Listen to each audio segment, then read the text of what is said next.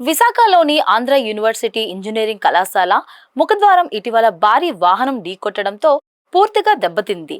దీనితో పగుళ్లు ఏర్పడి కూలిపోయే అవకాశం ఉన్న నేపథ్యంలో వర్సిటీ అధికారులు మరమ్మతులు చేపడుతున్నారు.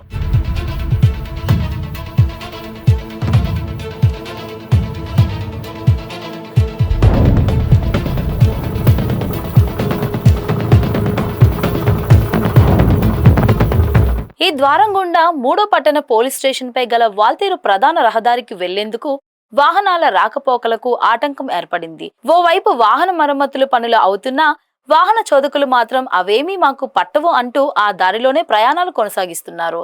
దీంతో అక్కడ ఒక్కసారిగా పూర్తిగా ట్రాఫిక్ వలయం ఏర్పడింది. దీనిపై మరింత సమాచారం మా వీబీసీ ఆన్ టీవీ ప్రతినిధి దుర్గాప్రసాద్ అందిస్తారు.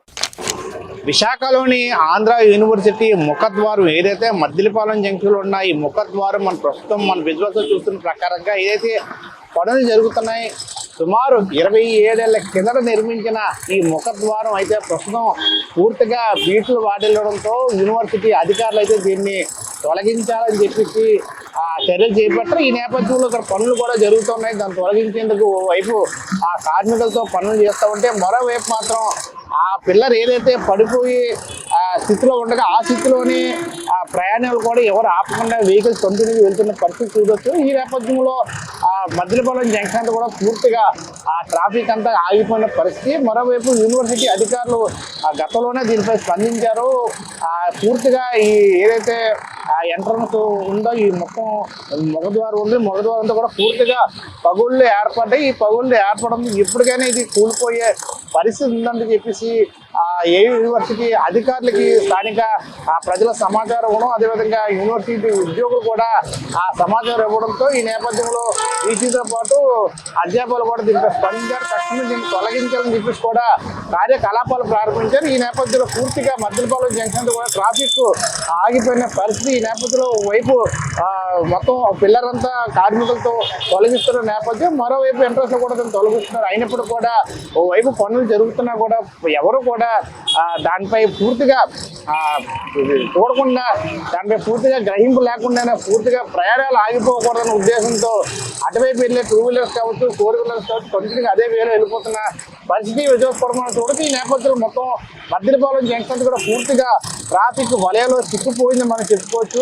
ఆ రూట్లోనే ప్రమాదం అని తెలిసి యూనివర్సిటీ సిబ్బంది దాన్ని తొలగిస్తున్నప్పుడు కూడా అది క్షేమమా కాదా, ప్రమాదం జరిగితే ఎట్లా అని చెప్పేసి మినిమం ఆలోచన లేకుండా పబ్లిక్ మాత్రం అదే దారిలో కంటిన్యూగా ప్రయాణాలు కొనసాగిస్తున్న అంశాన్ని చూడచ్చు. అయితే ఈ ప్రాంతంలో దీన్ని తొలగించి నూతన బీమ్ నిర్మించాలా వద్దా అని చెప్పేసి ఇప్పటికే దానిపై అధికారులు ఆలోచిస్తున్నారు. అయితే ఏ లోపలికి వెళ్ళే ఈ ప్రధాన ద్వారం అంటే మద్దిలపాలెం నుంచి అటు 3 టౌన్, తిరుపురం ఆ ప్రాంతాలకు వెళ్ళేందుకు ఎక్కువగా ఈ ప్రాంతాన్ని ఎక్కువగా వినియోగిస్తుంటారు. 4 వీలర్స్ కావచ్చు, 2 వీలర్స్ కావచ్చు, ఆటోలతో చాలా మంది నిత్యం వారి యొక్క ఉద్యోగాలకు సంబంధించి ఆ రూట్లో వెళ్ళాలంటే ఇది షార్ట్ కట్ రూట్గా ఉంటుంది కాబట్టి ఖచ్చితంగా అందరూ ఈ రూట్ని ఎక్కువగా ఎంచుకుంటున్న పరిస్థితి. అయితే మరోవైపు పూర్తి స్థాయిలో పనులు జరుగుతున్నాయి. దాన్ని తొలగించేందుకు పూర్తిగా బీటులు వాడడంతో ఇది పడిపోయే అవకాశం ఉందని యూనివర్సిటీ సిబ్బంది తెలపడంతో దాన్ని తొలగించేందుకు పనులు జరుగుతున్నప్పుడు కూడా ఎవరు కూడా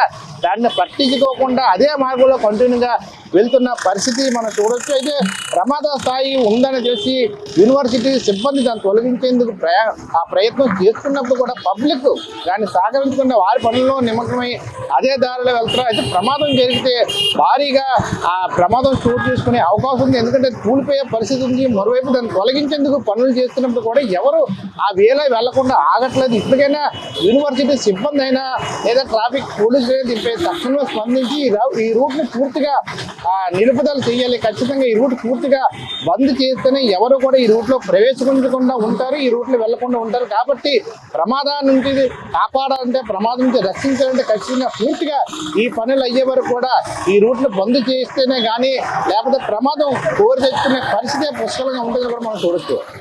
కెమెరా పర్సన్ కృష్ణతో Durgaprasad, VBC on TV, Visakha నుండి.